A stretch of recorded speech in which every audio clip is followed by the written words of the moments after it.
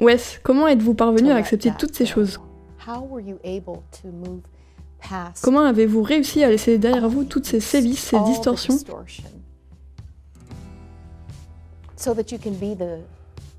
Et être le moteur du changement que vous êtes aujourd'hui. Je peux vous dire que ça n'a pas été facile, et seul je n'aurais pas pu y arriver. Je ne sais pas ce que c'est Satan sur moi ou sur mon futur, mais je suis convaincu que le petit garçon que j'étais, dans ce village et dans cette école, était une de ses plus grandes cibles, car il a cherché à m'atteindre par tous les moyens. Il était déterminé à me détruire, et il y est parvenu. Il a réussi à détruire bon nombre de mes amis. Je fais partie des rares qui continuent à aimer le Seigneur Jésus-Christ et qui marchent encore avec lui. Mais le premier pas que j'ai fait pour dépasser cette souffrance, s'est fait lorsque j'avais 17 ans. C'est là que j'ai compris le concept du pardon. On nous a dit, oui, certaines personnes vous ont fait énormément de mal. Vous portez ces fardeaux dans vos cœurs. Ils dominent votre vie. Peut-être que ces personnes ne s'en souviennent même pas. Et peut-être qu'elles ne le regrettent même pas. Et vous les laissez habiter gratuitement dans vos cœurs. Vous êtes les seuls à payer. Vous êtes les seuls à souffrir. Vous ne parviendrez jamais à avancer si vous ne pardonnez pas. À 17 ans donc, les dents toujours serrées, j'ai dit, très bien, je sais que vous ne regrettez rien. Je sais que vous ne demandez pas mon pardon, mais je refuse de continuer à porter tout cela dans mon cœur. Je vous pardonne. Et maintenant, sortez. Sortez de ma tête. Sortez de mon cœur. Sortez de ma vie. Vous avez ruiné mon enfance. Il est hors de question que je vous garde dans mon cœur pour que vous ruinez le reste de ma vie. Vous avez volé mon passé. Vous n'aurez pas mon avenir. C'était un pardon un peu sévère, mais je ne pouvais pas faire mieux.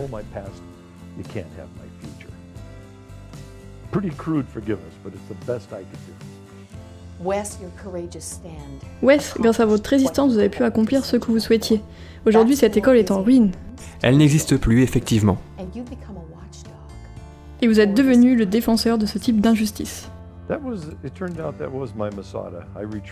Oui, finalement, cela a été comme ma forteresse de Masada. Je n'ai pas reculé. Et cela a été son Waterloo, tout comme la disparition de cette école. Une nouvelle école a été construite ensuite en Côte d'Ivoire et nous y avons tous été transférés avec des responsables qui aimaient les enfants et qui avaient envie d'être avec nous. Mais oui, j'ai découvert que la douleur et les abus que j'avais subis arrivaient dans bien les écoles et les internats, partout dans le monde. Toutes portent les empreintes de Satan. On y retrouve le même vocabulaire. Si vous dites quoi que ce soit, il y aura des Boliviens ou des Brésiliens en enfer à cause de vous. C'était toujours le même refrain. Je me demande pourquoi cela est arrivé. Eh bien, Satan essaye de détruire les efforts des missionnaires en Afrique, et comme toujours, il s'attaque aux plus faibles et aux plus vulnérables. Si vous voulez détruire un ministère missionnaire, il suffit de détruire leurs enfants. Comme toujours, ce sont les enfants qui sont sacrifiés.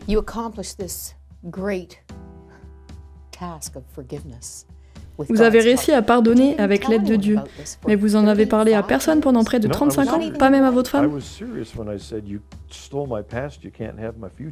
Non, lorsque je disais « vous avez volé mon passé, vous n'aurez pas mon avenir », j'étais très sérieux. J'ai donc laissé tout cela derrière moi et je suis entré chez Compassion. Et j'ai combattu pour les enfants sur tous les fronts. J'ai gravi les échelons jusqu'à devenir président, jusqu'à ce que tout ceci refasse surface dans la vie de mes amis. Ils ne s'en étaient pas aussi bien sortis que moi. Ils n'avaient pas découvert le pardon. Ils étaient devenus amers. Nous faisions un procès à cette mission et nous étions déterminés à la détruire pour qu'elle paye pour ce qu'elle nous a fait. C'est dans ce contexte qu'ils m'ont contacté car j'avais acquis une certaine position. Ils m'ont demandé de les aider à obtenir justice et ils m'ont envoyé un dossier plein de lettres qu'ils avaient écrites, de poèmes. Ils étaient complètement dévastés. Ils ne sont plus tout jeunes, ils ont près de 50 ans aujourd'hui. J'étais allongé sur mon canapé, lisant ces mots écrits par mes amis d'enfance, dont les vies avaient été détruites. J'ai fondu en larmes. J'avais du mal à les lire. Ma femme, à qui je n'avais jamais parlé de toute cette histoire, m'a regardé par-dessus son livre. Elle m'a dit « Il y a quelque chose que tu me caches, Wes. » Et je lui ai répondu, oui, j'ai essayé de te protéger de tout ça, mais j'ai énormément souffert par le passé.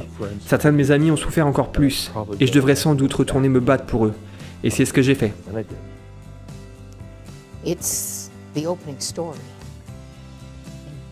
C'est l'histoire qui ouvre votre livre. Il suffit d'une minute. Pourquoi ce titre? Quel rapport a-t-il avec votre souffrance? Eh bien, cette fameuse bougie a brûlé pendant 1 minute, et ma vie a pris tout son sens à ce moment-là, malgré la douleur. Le livre dont vous parlez est un livre que je viens d'écrire. Je pense que l'esprit des enfants est comme du ciment qui n'a pas encore séché. On peut facilement y faire une marque. Et si vous passez ne serait-ce qu'une minute avec un enfant, vous pourriez bien être celui qui dira ou qui fera ce qu'il faut pour changer sa vie. Lorsque vous êtes en présence d'un enfant, vous devez comprendre que vous êtes sur une zone en chantier et vous demandez ce que Dieu est en train de construire. Ce livre parle de 68 personnes qui sauraient vous raconter la minute à laquelle quelqu'un a bouleversé leur vie. Mais comme vous l'avez entendu, on peut aussi bien détruire la vie de quelqu'un en seulement 60 secondes. Vous trouvez donc l'histoire de ma bougie, qui a duré 90 secondes, ainsi que celle d'Adolf Hitler, qui à 11 ans est passé d'un enfant innocent à un véritable monstre en seulement 60 secondes. Bien sûr, sa maltraitance par un père odieux et alcoolique n'excuse pas tous ses actes, ou l'horreur qu'il a répandue sur Terre.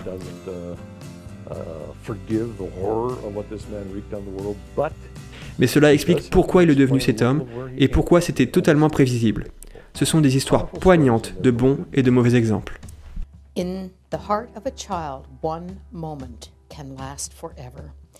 Dans le cœur d'un enfant, un instant est comme une éternité.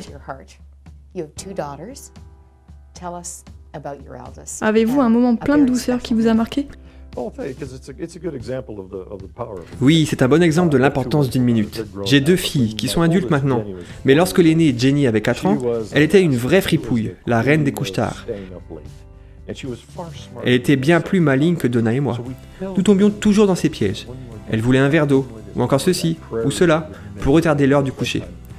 Nous nous laissions toujours avoir. Un soir, à l'heure du coucher, elle était bien silencieuse dans sa chambre. Moi, j'étais épuisé. Je lisais un magazine. Et tout à coup, une superbe petite ballerine est arrivée dans le salon, toute gracieuse avec ses petits bras et ses jambes, dans un joli tutu rose et une couronne sur la tête. Elle a sauté d'un bond sur la table du salon, elle a pris une position et a crié « Tada !» Et j'allais lui dire « Très drôle, Jenny. Maintenant, va mettre ton pyjama. » Mais j'ignore pourquoi et je ne l'ai pas fait. Vous ne l'avez pas dit? Non, à la place j'ai attrapé la lumière du plafond et je l'ai pointée sur elle. J'ai roulé un magazine et j'ai dit « Mesdames et messieurs, je vous présente la magnifique, la talentueuse Jenny Stafford. » Elle a tournoyé et dansé sur la table du salon comme si c'était le show de sa vie. Dans sa tête, c'était comme si elle était au Métropolitain. À la fin, la foule était en délire. Nous nous sommes levés pour applaudir, sa mère et moi. Et à ce moment-là, elle avait accompli son rêve. J'étais au premier rang, et toutes ces années d'école, elle a joué dans de nombreuses pièces. Elle a eu le premier rôle dans Hello Dolly. Elle a joué Geneviève dans Camelot. Elle a été diplômée de son école de comédie musicale. Ensuite, elle a obtenu son master de la Tisch School en performance des arts. Et aujourd'hui, elle travaille vraiment au Metropolitan de Manhattan. Elle est enseignante, n'est-ce pas? Oui, c'est à elle que s'adressent tous ceux qui veulent enseigner la comédie dans les collèges, les lycées ou les universités. Et j'étais là à ses débuts. Quelle belle histoire, et nous sous-estimons bien souvent les vocations divines. Et pour vous, il en est de même des lettres d'encouragement qu'écrivent vos sponsors aux enfants. Nous avons des milliers de sponsors. Bon nombre d'entre eux n'ont même pas une minute pour un tête-à-tête avec leur enfant. Mais ils écrivent des lettres, et je me suis rendu compte qu'une simple phrase dans une lettre peut bouleverser l'avenir d'un enfant. Oui, une phrase, une minute fait une trace dans le ciment qu'est l'âme d'un enfant. Je le redis, tout enfant autour de vous possède une vocation divine. Wes, je dois dire que c'est une bonne et une mauvaise nouvelle, puisque c'est, comme on l'a dit à propos de vous, la belle justice poétique de votre vie. Il y a un temps où vous n'osiez pas parler, car vous aviez des difficultés à articuler.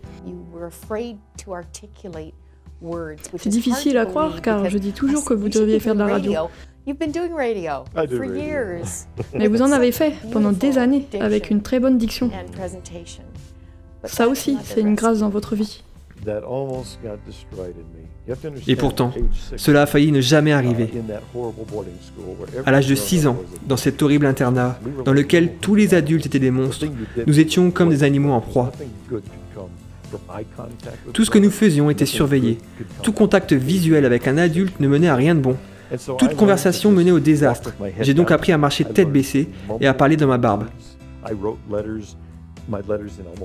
Lorsque j'écrivais, tous mes mots ressemblaient à des traits. Pourquoi?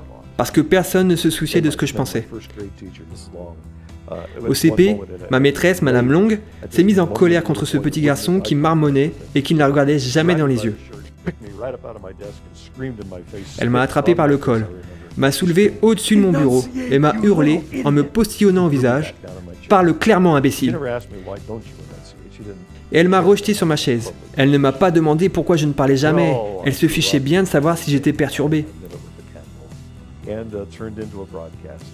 Mais j'ai grandi, j'ai pardonné. J'ai eu ce moment face à cette bougie, et je me suis mis à faire de la radio. Je me souviens, lors de mes premières émissions pour Compassion, qui a été diffusée sur plus de 800 stations dans le monde, je me souviens, la première fois que j'ai entendu ma voix dans ma voiture, je me suis dit, vous avez gagné, Madame Long. L'imbécile gagne sa vie en parlant clairement aujourd'hui. C'est surprenant de voir ce dont Dieu est capable. Je suis le fruit de la grâce de Dieu. S'il peut m'utiliser pour l'avancement de son royaume, il peut se servir de n'importe qui. Dr. Wes Stafford, je vous remercie. Merci à vous.